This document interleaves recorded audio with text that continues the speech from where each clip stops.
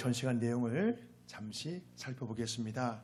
다윗이 나발의 양들을 지켜주고 양털 깎는 날에 먹을 것을 부탁했지만 나발은 다윗을 모욕하며 그 제안을 단칼에 거절합니다. 이 소식에 분노한 다윗은 나발의 집안을 멸망시키기 위해 400명의 부하들과 함께 나발의 집으로 출발했습니다. 나발의 종들 중에 한 사람을 통해 이 모든 내용을 듣게 된 아비가일은 급히 먹을 것을 준비해서 다윗을 마중 나갔습니다.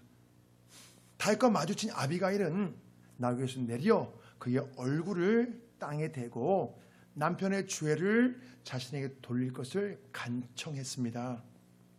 자, 지혜롭고 겸손한 태도에 다윗의 마음이 조금 누그러지자 이 여인이 진짜 중요한 말을 합니다. 자, 우리 26절 말씀 다 같이요. 시작. 내 주의 손으로 피를 흘려 진이 보복하신 일을 여호와께서 막으셨으니 내 주의 원수들과 내 주를 헤아려 하는 자들은 나발과 같이 되기를 원하나이다. 여호와께서 자신을 통해 다윗의 피해 보복을 막으셨다는 것입니다. 만일 다윗이 동족에게 피해 보복을 하면 백성들의 원망을 사게 되기 때문입니다. 자, 또한 다윗은 여호와의 싸움을 싸우는 자이기에 여호와께서 다윗을 위하여 든든한 집을 세운다고 그렇게 말합니다. 하나님께서 다윗 왕조를 끝까지 잘 지켜주신다는 그런 말씀이죠. 자, 지혜로운 아비가를 통해 다윗의 마음이 회복되자 나발에게 보복하라는 뜻을 결국 내려놓게 됩니다. 자, 우리 32절 말씀이요. 시작. 다윗이 아비가일에게 이르되 오늘 너를 보내어 나를 영접하게 하신 이스라엘 하나님 여호와를 찬송할지로다. 또 네 지혜를 칭찬할지며 또 네게 복이 있을지로다. 오늘 내가 피를 흘릴 것과 친히 복수하는 것을 네가 막았느니라. 지금 다윗이 피의 보복을 막아주신 하나님께 찬양과 감사를 드렸습니다. 만일 아비가일이 다윗을 막지 않았다면 다윗은 분명히 나발과 그 집안의 모든 남자들을 다 죽였을 것입니다. 하나님이 배후에서 역사하셨다고 판단했기에 나발의 목을 치르는 것을 다윗이 멈춘 것입니다. 사랑하는 여러분, 사실 우리가 생각하는 것보다 훨씬 더 가까이 하나님이 계십니다. 다만 이 사실을 내가 인식하지 못할 따름이에요. 특히 그 사람을 향한 하나님의 특별한 목적이 있을 때는 더 세심하게 개입하십니다. 내 삶 속에 하나님이 개입하신다는 이 사실을 내가 인식하며 사는 것과 이것에 대해 전혀 관심이 없는 것은 삶의 결과에서 많은 차이가 있습니다.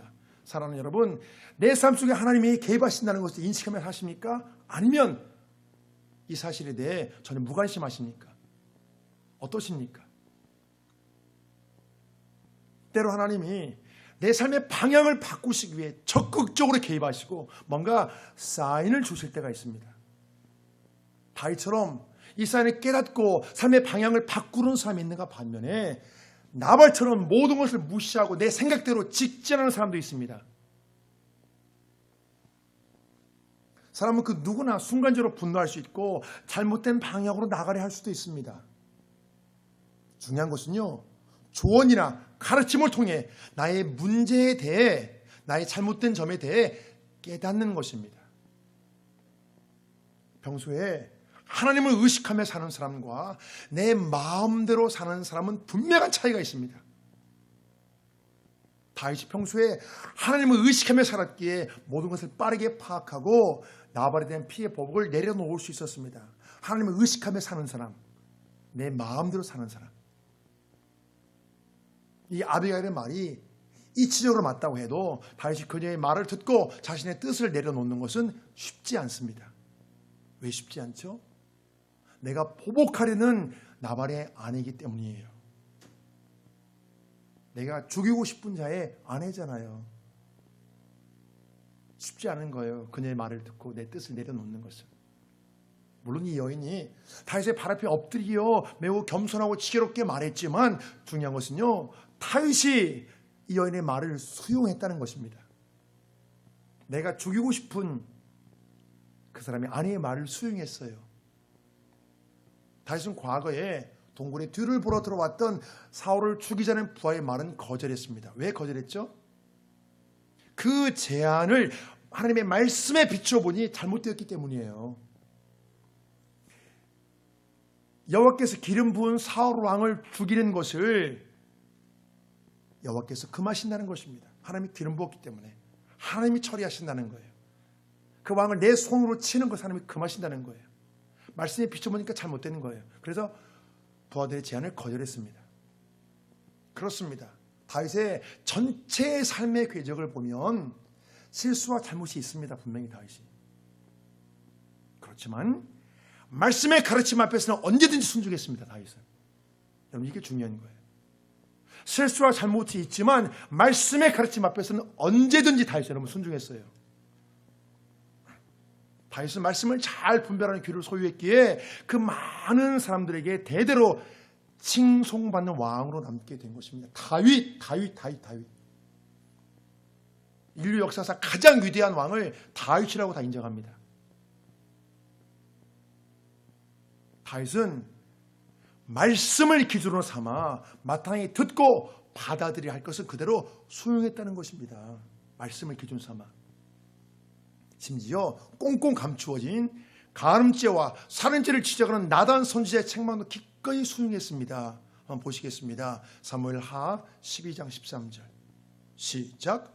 다윗이 나단에게 이르되 내가 여호와께 죄를 범하였노라 하며 나단이 다윗에게 말하되 여호와께서도 당신의 죄를 사하셨나니 당신이 죽지 아니하려니와 이 일로 말미암아 여호와의 원수가 크게 비방할 거리를 얻게 하였으니 당신이 낳은 아이가 반드시 죽으리이다 하고. 이 무서운 책망 이후에 다윗은 깊은 회개에 들어갔습니다. 다윗에 대한 하나님의 뜻과 계획이 분명한데 다윗이 간음죄와 살인죄를 범한 것입니다. 부하의 아내와 간음하고 그녀가 임신하자 그녀의 남편까지 전쟁터 최전방으로 보내서 죽게 만드는 거예요. 작전을 짜서 죽게 만들었어요.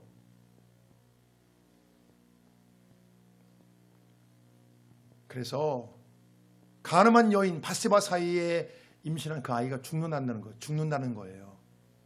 하나님께서 그 죄에 대한 징계를 내리신 것입니다. 다윗은 장차 오실 예수님의 모형이 될 사람인데 그냥 놓아둘 수가 없었습니다. 결국 나단 선지자를 통해 하나님이 다윗의 인생에 적극적으로 개입하십니다. 비록 다윗이 죄와 잘못에 대한 징계는 받았지만 다윗을 통한 하나님의 선하신 뜻과 계획은 변함없이 진행되었습니다. 하나님이 참 그래서 너무나 감사한 거예요. 다윗을 향한 하나님의 뜻과 계획은 변함없이 진행되었습니다. 그 죄에 대한 징계는 받았지만. 사랑하는 여러분, 성경에 보면 많은 경우에 하나님이 사람을 통해 역사하십니다. 여러분 이게 굉장히 중요해요. 사람을 통해 개입하시고 사람을 통해 나에게 꼭 필요한 말씀을 전해주세요. 바로 그때 말씀을 듣고 삶의 방향을 전하는 것은요 전적으로 자신의 몫입니다. 다윗이 수많은 사연을 뒤로하고 수많은 실수와 많은 실수와 잘못을 뒤로하고 최종 승자가 된 것은 중요한 순간마다 하나님의 조언을 적극적으로 수용했기 때문이에요. 다윗이 잘못이 없는 완벽한 사람이 아니에요. 실수와 잘못이 있습니다. 지금 여러분 간음죄와 살인죄를 범했어요. 간음죄와 살인죄를 범했다니까 여러분. 그런데 다윗이 그 많은 왕들 중에 최고의 왕으로 칭송받잖아요. 그 이유는 하나예요. 말씀의 가르침 앞에서 언제든지 다윗은 순종했어요. 중요한 순간마다 하나님의 조언을 적극적으로 수용했어요. 다윗은. 그렇습니다. 물론 나에게 하나님이 직접 조언해 줄 수도 있어요. 성령의 감동을 통해 내가 성경을 볼 때 하나님이 나한테 말씀해 줄 수 있어요. 그렇지만 사람을 통해 조언해 줄 때가 많습니다. 여러분 잘 기억하세요. 설교 사역도 여러분 사람을 통해 말씀하시는 거예요. 지금 제가 여러분 하나님의 말씀을 제가 선포하잖아요. 사람을 통해 하나님께서 제 입을 통해 하나님께 말씀하게 하시잖아요. 많은 경우에 여러분 하나님께 직접 감동 주시면 사람을 통해 듣게 하신다니까요. 우리가 그 부분을 간과해요. 많이. 특히 성경 본문의 상황처럼 내가 깨닫지 못하는 상황에서는 여러분 사람을 통해 말씀하신다니까요. 그런데 이런 경우가 있어요. 사람을 통해 하잖아요. 내가 직접 깨달아야지. 그걸 무시합니다. 하나님 필요하면 나에게 직접 말씀하시겠지. 그래서 여러분 오해예요. 내가 깨달을 수 없는 상황에는 사람을 통해 말씀하신다니까요. 왜? 내가 직접 안에 깨닫지 못하니까. 나의 감동을 줘도 깨닫지 못하니까 하나님께서 목회자를 통해 듣게 하시고 주변 가까운 사람을 통해 듣게 하십니다. 하나님께서. 그래서 우리가 그 말씀에 근거해서 바른 말씀이면 내가 여러분 소용해야 돼요. 억셉트 해야 돼요. 소용해야 돼요. 근데 우리가 그렇게 하지 않는다는 거예요.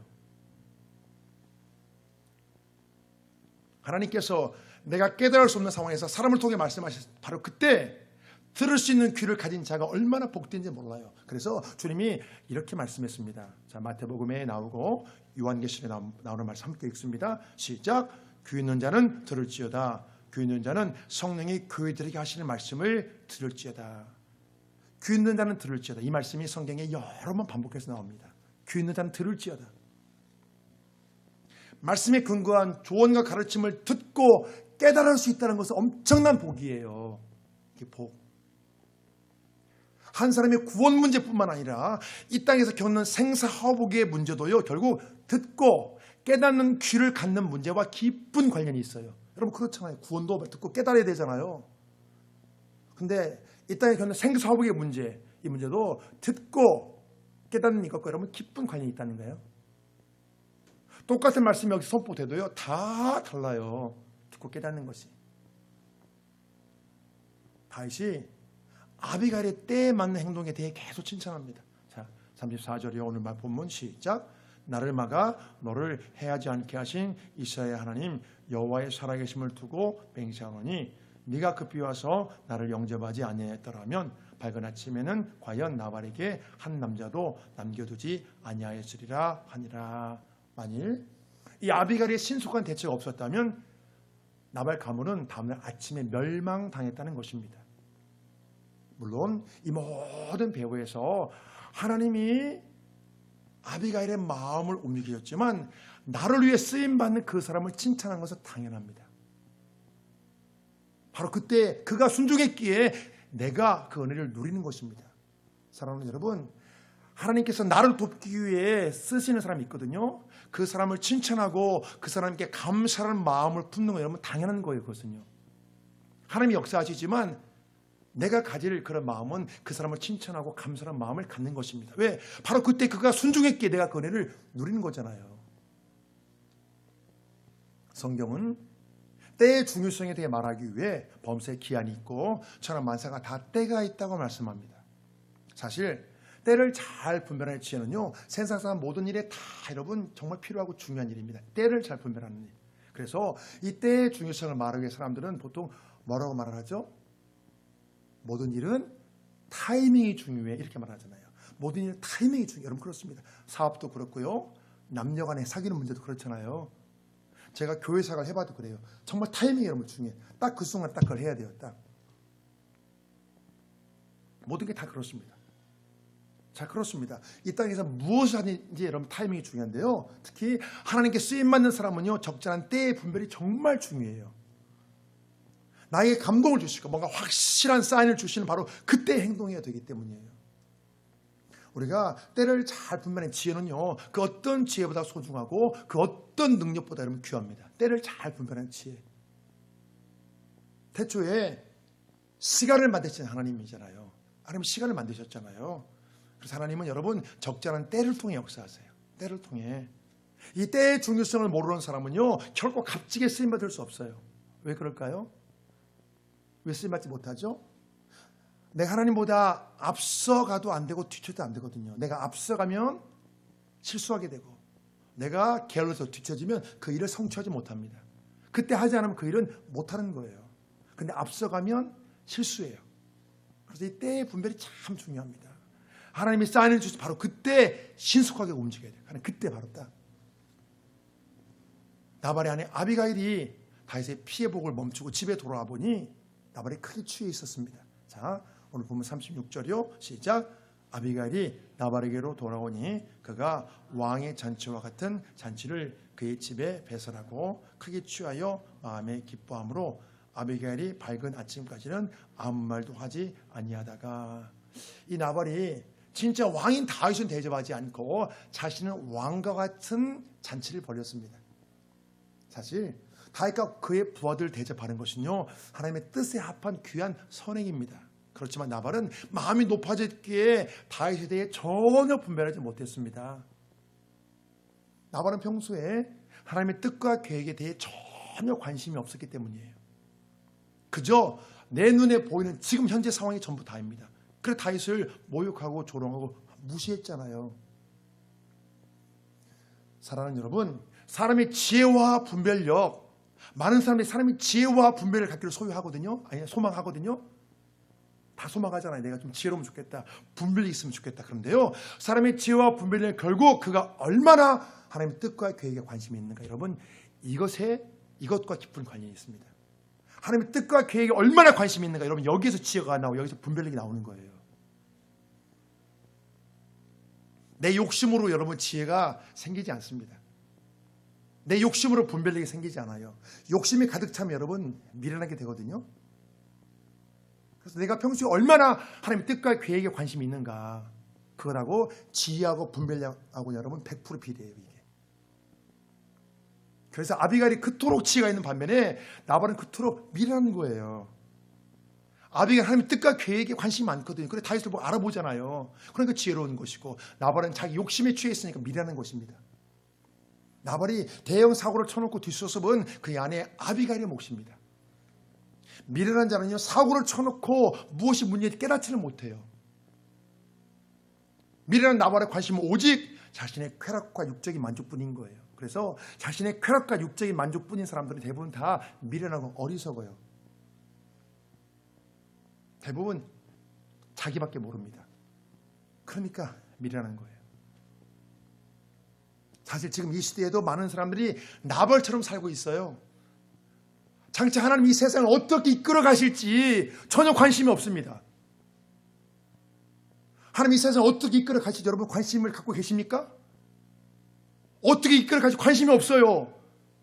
그저 이 세상에 어떻게 하면 내가 더 즐기며 살 것인가, 이것만 생각합니다. 어떻게 하면 내가 더 즐기며 살 것인가, 이것만 생각해요. 그래서 주님은 주의 성도를 향해 이렇게 말씀했습니다. 자, 누가복음 21장에 나오는 말씀이에요. 함께 읽어요. 시작. 너희는 스스로 조심하라. 그렇지 않으면 방탕함과 술 취함과 생활의 염려로 마음이 둔화해지고 뜻밖의 그날이 덫과 같이 너희에게 임하리라. 주님이 말씀하시는 것은요, 마지막 때를 살아가는 주의 성도들은요 방탕함과 술 취함과 생활의 염려를 조심하라는 것입니다. 우리가 방탕함과 술 취함만 다 조심하거든요. 여러분 생활의 염려도 조심해야 돼요. 생활의 염려도 여러분 조심해야 됩니다. 바로 이것들이 마음을 둔하게 하기 때문이에요. 우리가 방탕함은 참 조심하거든요. 근데 우리가 생활의 염려는 무시해요. 여러분 방탕함과 술 취함과 생활의 염려를 주님이 동급에 두고 다 조심하라고 말씀했습니다. 마음을 둔하게 만들거든요. 생활의 염려도. 주님이 원하시는 것은요, 이 마지막 시대 우리가 영적인 감각이 없이 불신자들처럼 살지 말고 깨어있으라는 거예요. 깨어있으라는 거. 주님이 이 땅에 계실 때 특별히 강조하신 말씀이 있습니다. 그 중에 한 가지가 내가 다시 올 때까지 깨어있으라는 거예요. 귀 있는 자는 들을지어다. 귀 있는 자는 들을지어다. 내가 다시 올 때까지 깨어있으라는 거예요. 주님은 방탕함과 술 취함과 생활의 염려를 조심하라는 그 말씀 뒤에 항상 기도하며 깨어있으라고 말씀했습니다. 누가복음 21장 36절이요. 자, 함께 읽어요. 시작. 이러므로 너희는 장차 올 이 모든 일을 능히 피하고 인자 앞에 서도록 항상 기도하며 깨어있으라 하시니라. 많은 사람들이 내 마음에 와닿지 않는 그런 말씀을 무시하는 경향이 있습니다. 마치 성경에 없는 것처럼 취급해요. 그 중에 한 가지가 주님의 재림에 관한 말씀입니다. 여러분 잘 들으세요. 굉장히 중요합니다. 몇 주 전 제가 부활주일에 말씀드렸듯이 주님이 재림하신 바로 그때에 죽은 자들의 부활 사건이 일어나요. 주님의 재림과 부활 사건은 여러분 함께 가는 것입니다. 이게 따로따로 별개가 아닙니다. 주님이 재림하시는 그때에 부활 사건이 일어나거든요. 주님이 재림하셔야 죽은 자가 부활해요. 그런데 사람들이요 부활에 대한 얘기는 괜찮아요. 부활에 대한 소망을 좀 좋아합니다. 그런데 주님의 재림에 대한 이야기는 상당히 부담스러워해요. 별로 반가워하지 않아요. 이 모습 결코 바람직하지 않습니다. 성경 말씀을 내 마음대로 믿기 때문에 그래요. 우리가 내 마음대로 믿지 말고 성경대로 믿어야 합니다. 성경대로. 내 생각에 성경 말씀을 갖다가 맞추지 말고 내가 성경 말씀 속으로 내가 들어가야 돼요. 때로는 주의 말씀을 통해 내 생각과 가치관이 산산이 부서지는 것도 경험해야 됩니다. 겸손한 귀, 겸손한 귀, 겸손한 귀. 아니 우리가 주님의 재림에 대해 나와 상관없는 것처럼 생각한다면 여러분 그만큼 깨닫지 못하는 거예요. 이건 여러분 잘못된 신앙입니다. 여러분이 마음이 좀 상하고 불편할지라도 제가 확실하게 말할 수 있어요. 여러분 잘못된 신앙이에요. 그러면 성경에서 주님의 재림에 대해 그토록 많이 말씀하시는데 신약 성경은 다시 오실 주님을 말씀하시는데 나는 여기에 대해 관심이 없어요. 여러분 그러면 잘못된 신앙이잖아요. 성경은 다시 오실 주님 말씀하고 있는데 나는 거기 관심 없다니까요. 나는 오로지 이 땅에서 잘 먹고 잘 사는 복 받는 것만 관심이 있어요. 그러면 잘못된 신앙이잖아요. 요한계시록 맨 끝에서 맨 끝절에서 두 번째 절에 이렇게 말씀하시잖아요. 내가 속히 오리라. 아멘 주 예수 오시옵소서. 요한계시록 이렇게 끝나는데 나는 관심이 없어요. 주님의 재림에 대해. 주님을 믿는 사람들이 다시 오실 주님은 관심이 없어요. 도대체 뭘 믿는다는 거예요. 도대체 뭘 믿는다는 거예요. 도대체. 구약성경은 육신으로 오실 예수님을 증거합니다. 거기 딱 모든 포커스가 향해 있어요. 육신으로 오실 예수님. 신약성경은요 다시 오실 주님의 재림에 대해 말하고 신약성경 모든 게 다시 오실 주님의 포커스가 맞춰져 있어요. 여러분 우리가 잘 믿으셔야 됩니다. 그래서 주님이 이렇게 말씀했습니다. 자, 누가복음 21장 29절이요. 시작. 이에 비유로 이르시되 무화과 나무와 모든 나무를 보라. 싹이 나면 너희가 보고 여름이 가까운 줄을 자연히 아나니 이와 같이 너희가 이런 일이 일어나는 것을 보거든 하나님의 나라가 가까이 온 줄을 알라. 이 말씀의 의미는요 때를 잘 분별하는 것입니다. 주님이 원하시는 것은요 두려움 가운데 주님의 재림을 맞이하는 것이 아니라 우리가 용기와 소망을 품고 기쁨으로 다시 오실 주님을 맞이하는 거예요. 기쁨으로. 그래서 이 세상의 징조들을 민감하게 잘 살펴서 때를 잘 분별하라고 말씀하시는 것입니다. 왜? 우리가 기쁨으로 주님을 맞이하기 위해. 세상 사람들은 그게 두려운 날이거든요. 심판의 날이니까. 근데 우리한테는 여러분 인생 최고의 기쁨의 날이에요. 주님이 다시 오신 이 날이. 그 날이 기쁨으로 맞이하라는 거예요. 자, 그 다음날 아침이 되자 크게 취했던 나발이 깨어났습니다. 그때 비로소 아비가일이 모든 상황을 상세히 말해 주었습니다. 다윗과 함께 400명의 용사들이 칼을 차고 쫓아왔다는 그 사실에 나발의 몸이 돌같이 되었습니다. 비록 다윗은 용서했지만 나발은 너무 두려웠던 거예요. 그래서 이 나발의 상태를 뇌사 상태라고 그렇게 추측을 합니다. 몸이 돌같이 굳었기 때문에 뇌사 상태. 그 두려움이 너무 커서 이 나발이 뇌사 상태에 빠진 거예요. 사랑하는 여러분, 두려움과 불안과 공포의 감정은요 결코 하나님이 원하시는 것이 아니에요. 성경에 두려워하지 말라, 염려하지 말라 그렇게 많이 나오잖아요. 성경은요 하나님 나라의 속성에 대해 여러분 오직 성령 안에 있는 의와 평강과 희락이라고 말씀합니다. 자, 로마서 14장 17절 함께 읽어요. 시작. 하나님의 나라는 오직 성령 안에 있는 의와 평강과 희락이라. 아멘. 여러분 이 말씀 잘 기억하세요. 우리가 마땅히 하나님의 다스림을 받는다면 성령 안에서 의와 평강과 희락, 기쁨과 즐거움을 누려야 한다는 것입니다. 희락.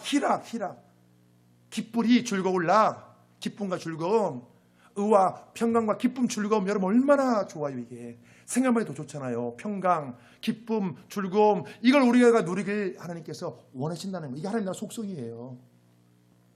또 이게 바로 성령의 열매이고요. 성령 열매. 성령 충만한 자에 나오는 열매, 성령 열매. 이게 하나님 나라 속성입니다. 나발은 자신의 재물만 믿고 마음이 교만했습니다. 나발이 교만한 마음으로 다윗을 무시하고 조롱하며 모욕을 준 거예요. 나발은 그래서 교만한 귀를 가졌잖아요. 교만한 귀. 예. 여러분 교만한 귀의 특징이 뭔지 아세요? 마음이 교만해요. 마음이 교만한 자들은 여러분 귀가 교만합니다. 가만히 생각해 보세요. 그래서 누구의 말을 받아들이지 않아요. 잘. 조언과 가르침을 받아들이지 않습니다. 귀가 교만한 것은 마음이 교만한 거예요. 지금 나발이 그렇잖아요. 그래서 그 다윗의 제안을 단칼에 거절하고 다윗을 무시했잖아요. 귀가 교만해서 그러는 거예요. 성경은 말씀합니다. 교만은 패망의 선봉이요 거만한 마음은 넘어짐의 앞잡이니라. 이 말씀대로 교만한 나발을 하나님이 치심해 그가 열흘 후에 죽었습니다. 귀가 교만하니까 마음이 교만한 거예요. 그래서 하나님께 심판을 받았습니다. 나발이 왕과 같은 잔치를 할 때에 자신이 열흘 뒤에 죽을 것을 상상도 못했을 거예요. 여호와께서 나발을 치심에 그가 죽었다는 것은요 사람의 생사와 화복이 하나님께 달려있다는 것을 말씀합니다. 이 사실을 세상 사람들은 부인합니다. 사람의 생사와 화복이 하나님께 달려있다는 걸 부인해요. 내가 노력하면 된다는 거예요. 그냥 내 노력에 달려있고 내 운에 달려있다 말하지만 여러분 그렇지 않아요. 사람의 생사와 화복은 여러분 하나님께 달려있습니다. 성경은 사람의 생명이 하나님의 주권에 달려있다고 말씀합니다. 우리가 이 땅에서 살고 죽는 문제, 우리가 이 땅에서 어려움을 당하고 복을 누리는 이 모든 게 여러분 하나님께 달려있다는 거예요. 우리 이 사실을 잘 묵상하게 됩니다. 이 사실 우리가 마음 깊이 인정하면 하나님을 섬기는 모습이 여러분 달라질 수밖에 없어요. 아니 가장 소중한 나의 생명 그게 하나님께 달려있는데 내가 이 땅에서 내가 낮아지고 높아지는 게 하나님께 달려있는데 어떻게 하나님을 우리가 섬기겠습니까? 내가 하나님의 기쁨이 되기 위해 여러분 노력할 수밖에 없지 않겠습니까? 나발이 죽었다는 소식을 다윗이 듣고 지혜로운 아비가일을 아내로 맞이하기 위해 사람을 보냈습니다. 다윗의 전령들이 이 내용을 아비가일에게 전했을 때 그녀가 취한 태도를 좀 보십시오. 자, 오늘 보면 41절에 시작. 아비가일이 일어나 몸을 굽혀 얼굴을 땅에 대고 이르되 내 주의 여종은 내 주의 전령들의 발 씻길 종이니이다 하고, 지금 아비가일이 몸을 굽혀 얼굴을 땅에 대고 자신은 전령들의 발 씻길 종이라고 칭합니다. 이 상황을 한번 상상해 보십시오. 아니 그 부자 마님이 그렇잖아요. 굉장히 부자잖아요. 그 부자 마님이 비록 나발이 죽었지만 자기를 다윗의 부하들의 발 씻길 종이라고 칭합니다. 이렇게 말한 것은요 자신의 현재 상황을 정확히 파악했기 때문이에요. 그래서 이런 태도가 나온 것입니다. 불과 얼마 전까지는 그 지역의 큰 부자 마님이었지만 그녀의 남편 나발은 죄 때문에 죽임을 당했습니다. 바로 이 상황에서 다윗이 자신을 아내로 맞이하겠다고 하니 말로 표현 못할 만큼 감개무량했습니다. 사실 남편은 하나님께 심판당해 죽었잖아요. 그렇지만 다윗이 자신을 아내로 맞이하겠다니까 너무나 감사한 거예요. 사실 아비가일이 다윗 앞에 취하는 이 모습이 바로 우리가 나를 부르신 예수님 앞에 여러분 취할 태도입니다. 이 태도가 바로 이 세상 누구든지 자신의 실체로 똑바로 깨닫는 사람은요 구원의 예수님 앞에 엎드릴 수밖에 없어요. 내 실체, 주님의 십자가 은혜가 아니면 도저히 구원받을 수 없는 죄인이기 때문이죠. 그래서 바울은요 자신의 실체를 깨닫고 난 뒤 이렇게 말했잖아요. 내가 죄인 중에 내가 괴수다. 자신의 실체를 깨달으면 우리가 그렇게 고백할 수밖에 없습니다. 그럴 때 우리가 구원자 예수님 앞에 엎드릴 수밖에 없는 것입니다. 사랑하는 여러분, 이 말씀을 정리해 보겠습니다. 다윗이 아비가일을 아내로 맞이하게 된 것은요 다윗 왕국의 기초를 세우는 데 많은 여러분 도움이 되었습니다. 매우 지혜롭고 총명할 뿐만 아니라 나발의 많은 재산이 결국 다윗의 소유가 되었을 것이기 때문입니다. 그래서 그 많은 사람들을 먹여야 되잖아요. 그게 많이 도움이 되었을 거예요.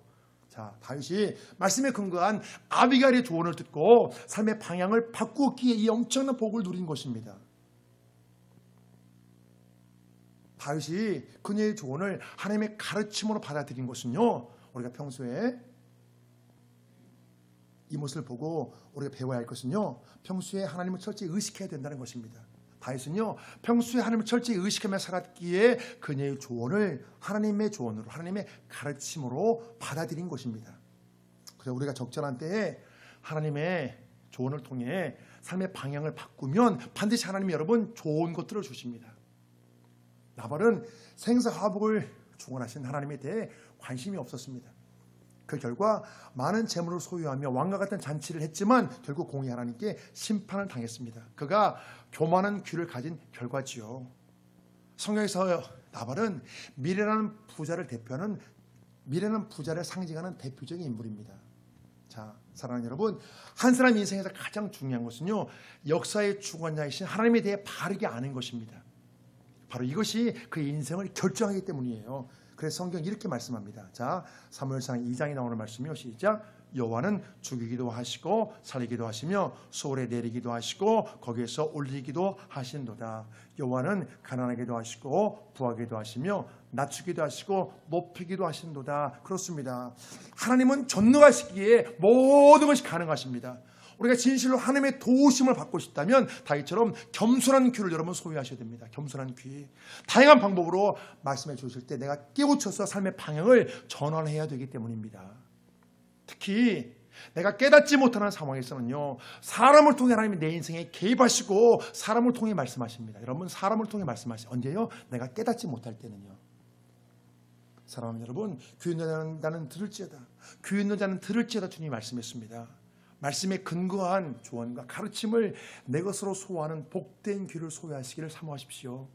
사랑하는 여러분, 그래서 비록 지금은 힘든 시간을 보낼지라도 마침내 다윗처럼 역전하는 인생이 되시길 주의 이름으로 축복합니다.